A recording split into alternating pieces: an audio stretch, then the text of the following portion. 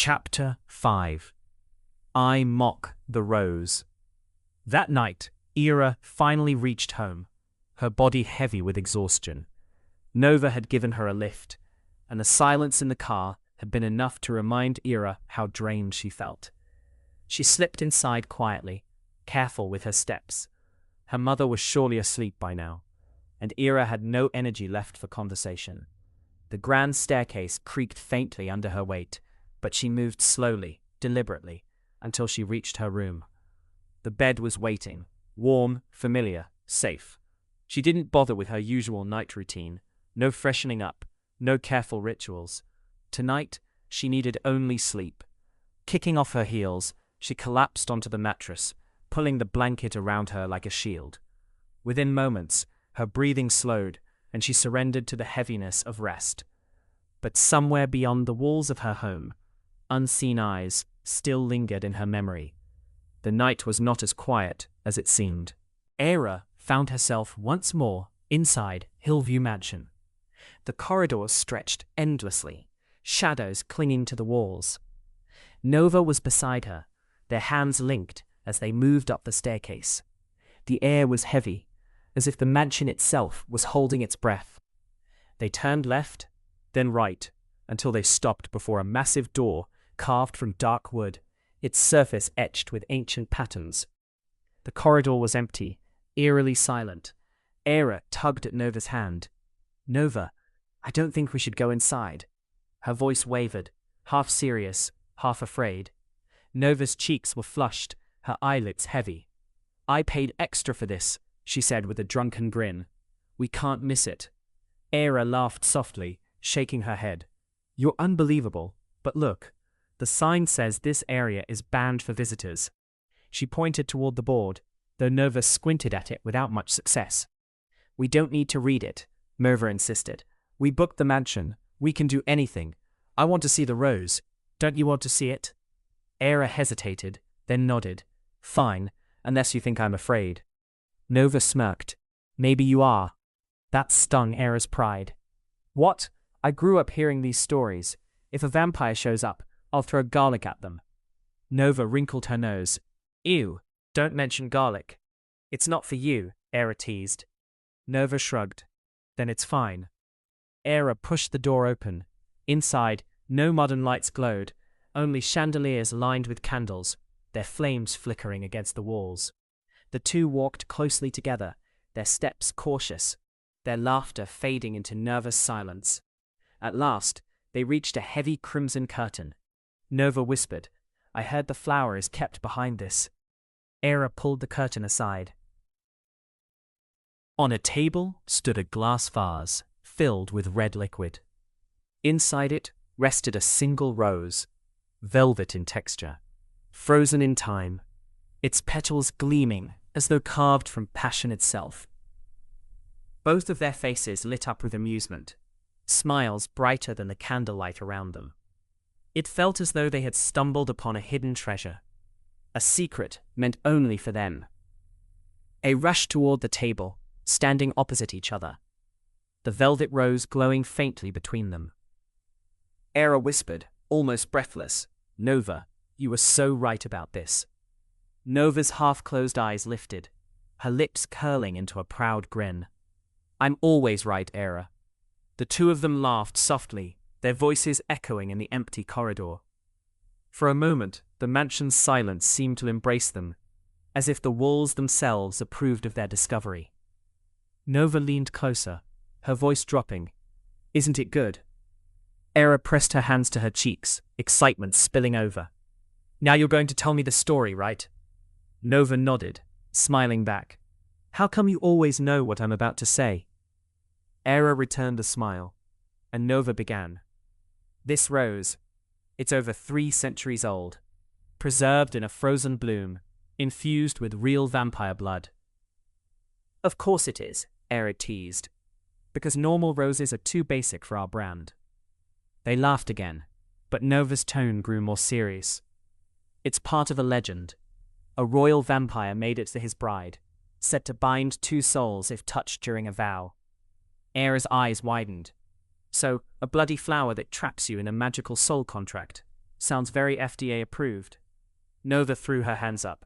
Please, it's just props and drama, perfect for the launch vibe. Just don't touch it, unless you want an ancient vampire husband. Eira smirked, her drunken pride flaring. Yeah, pass. The last man I dated ghosted me. Not looking to upgrade to one who actually is a ghost. Nova laughed, clapping her hands. Eira bowed slightly to the flower, mocking the ceremony.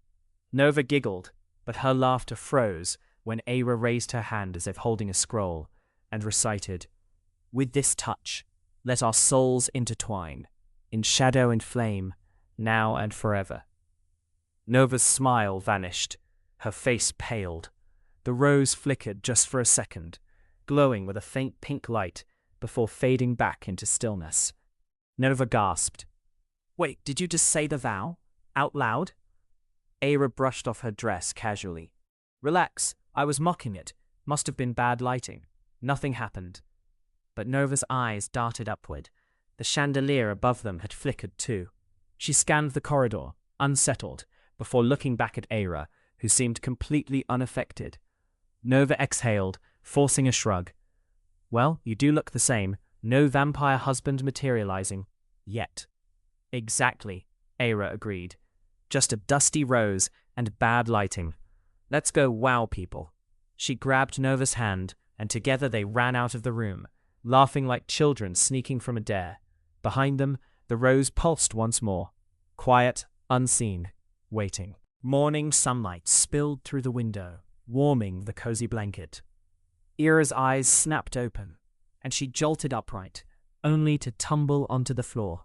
Shocked, she sat there for a moment, her gaze darting around the room. It was her bedroom. Safe. Familiar. Relief washed over her, but only briefly. Her gown still clung to her, the same one she hadn't removed last night.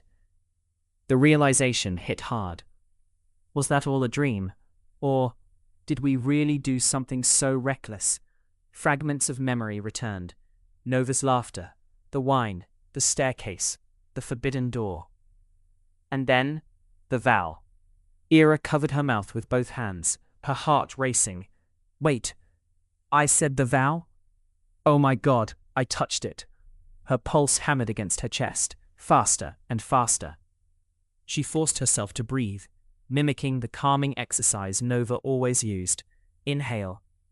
Exhale. Again. Slowly her heartbeat steadied. Could have just been the wine, she whispered to herself. Besides, vampires don't exist. Obviously. Yet the words felt hollow, as though the silence of the room was listening, waiting to prove her wrong. Eira glanced at the clock, almost time for work. She rushed to get ready, trying to shake off the lingering unease from last night. By the time she returned to her room, she had convinced herself she needed to talk to Nova about everything.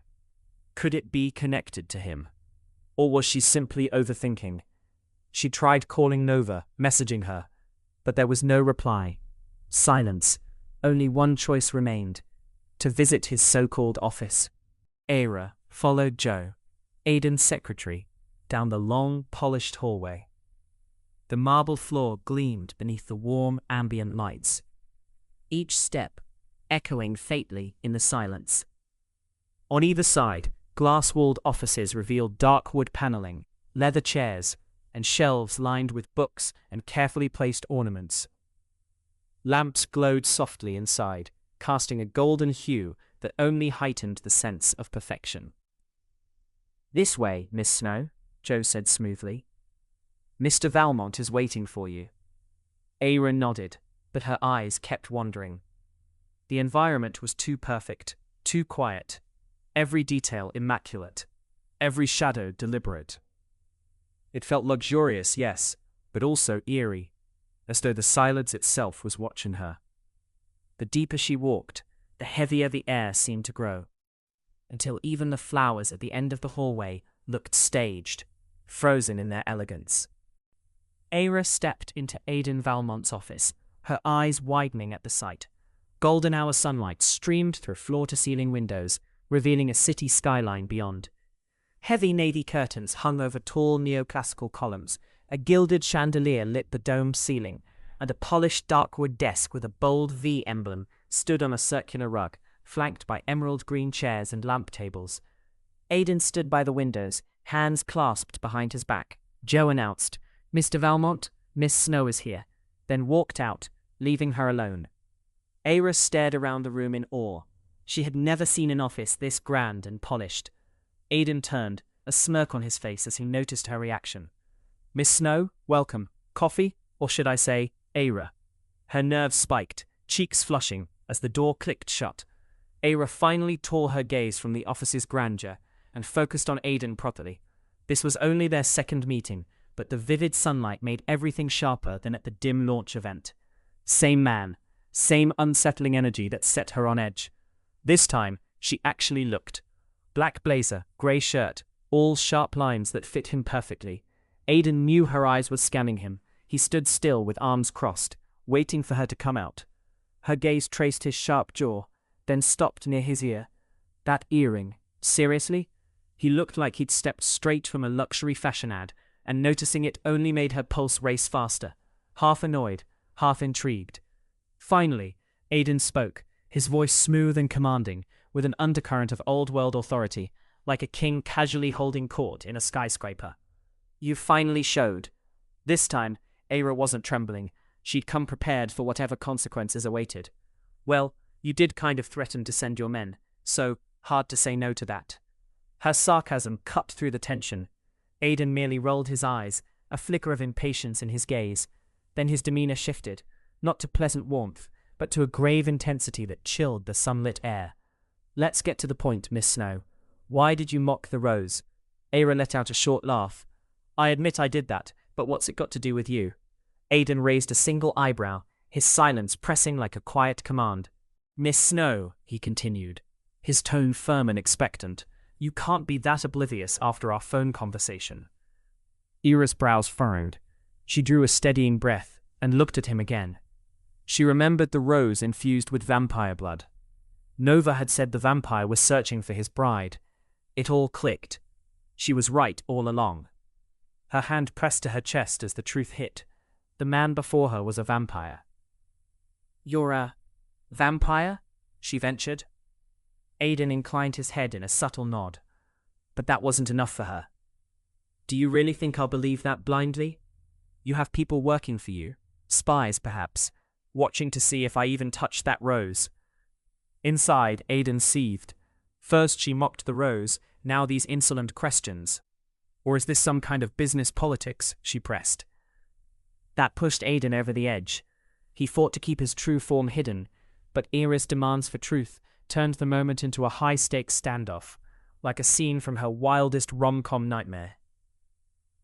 In a blur of immense speed, he pinned her against the glass wall of the office. The sudden move left her mind blank for a second. She couldn't process where she was. Her vision blurred, then cleared on a crack spiderwebbing across the expensive, multi-layered glass. Her eyes traced the right hand pressed beside her head, that gleaming luxury watch catching the light. Veins bulged on the back of his hand. Following the line of his arm, she finally saw it. Hair disheveled at his temples from the speed, eyes no longer blue but burning red like fire, and those fangs, sharp and unmistakable. It snapped her back to full awareness, heart hammering. She held both her hands on her mouth with those fangs, surprise mixed with fear. Aidan, on the other hand, was not using his full strength yet, but when he senses that she is trembling in fear, something, a bolt of shock, comes to his chest, and he lets her go, completely stepping out from her. He turned around, his voice a low growl edged with restrained power. "Do you need any other proof, or is this enough?" Eira stayed frozen in shock. Vampires weren't exactly part of her daily routine. Part of her still thought this was a nightmare. Trembling, she took a step toward Aidan, who stood with his back to her, trying to steady her breathing. She lifted her hand to touch his. Drawing closer, so near he could smell her scent even from behind, she brushed his skin. He turned, and she stared into his eyes. The red fire faded back to blue, a real shift she could witness. Touching him made it undeniable. This was real. The realization hit hard. She stumbled back and collapsed into the nearest emerald green chair, still processing. Eira asks, God, what now? Are you going to drink my blood? That was straight.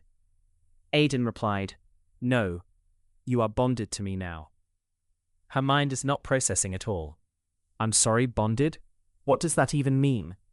Aiden explained, It means you'll have to live with me for the next 7 full moons. With another shock, Eira blurted, 7 moons? That's not even romantic. That's just weirdly specific. Aiden crossed his arms, his tone carrying that effortless command. Welcome to vampire law. We're big on moons, blood, and inconvenient rituals. Eira gulped and glanced at the cracked glass wall, muttering to herself, but loud enough for Aiden to hear. Okay, great. So, I accidentally mock-bonded myself to a 6-foot, emotionally repressed CEO with a jawline that could cut glass, and now I have a vampire roommate. Technically, husband, Aiden corrected. Her eyes widened in awe. She shoved herself up from the chair and stepped forward. Okay, stop. Stop bombing me with this.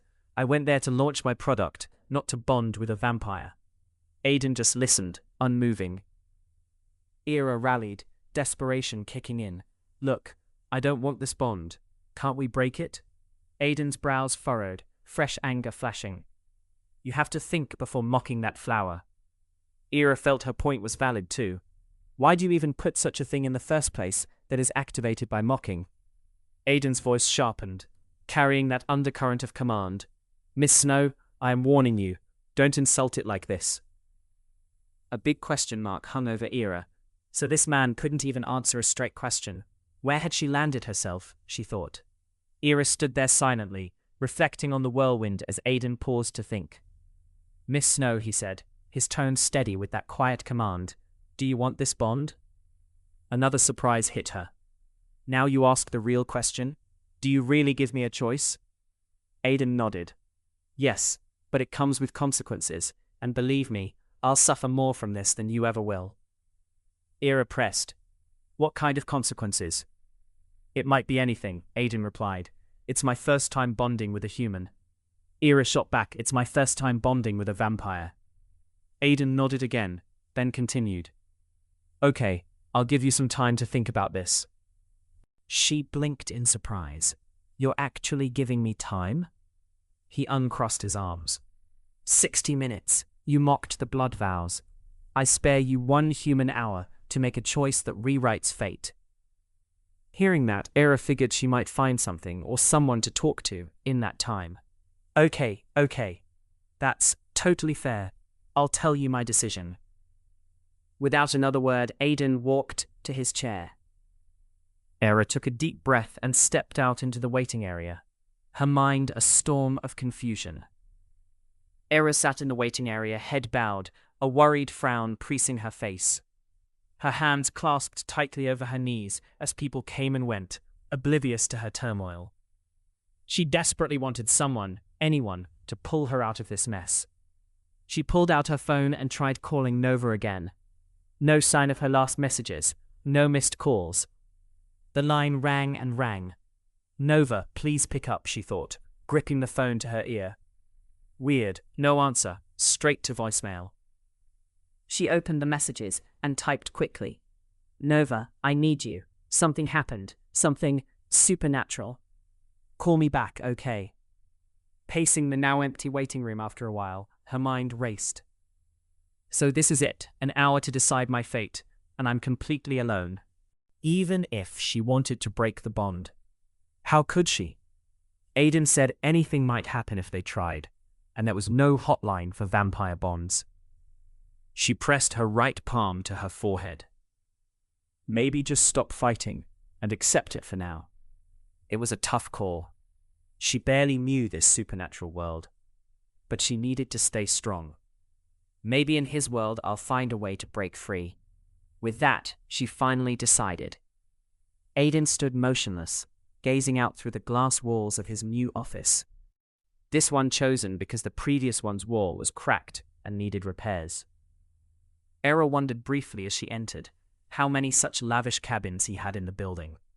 But that wasn't the point now. The room hung in heavy silence, the talk no longer business, but deeply personal. He sensed her immediately. Without turning, his voice cut through, steady and commanding. You came back sooner than I expected. So, tell me your answer. She hesitated, then asked, I wanted to know about those consequences you didn't mention before. He turned to face her. So, you're still confused? Eira shrugged. How could I not? If you were in my place, would you agree to this kind of bond? Aiden paused, considering. You're right, I might not.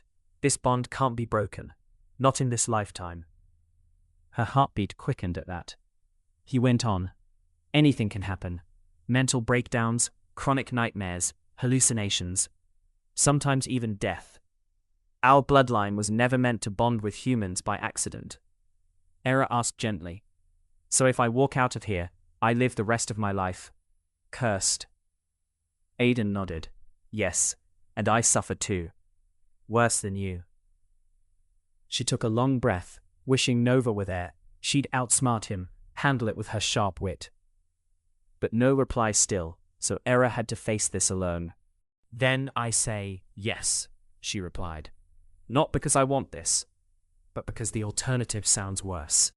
Aiden nodded. Eira added firmly, but let me be clear, Mr. Valmont. If you ever try to harm me, I'll find a way to end this bond myself. Relax, Aiden said. Vampires don't hurt the ones they're bonded to. It's forbidden. And with that, she had stepped into the lion's den.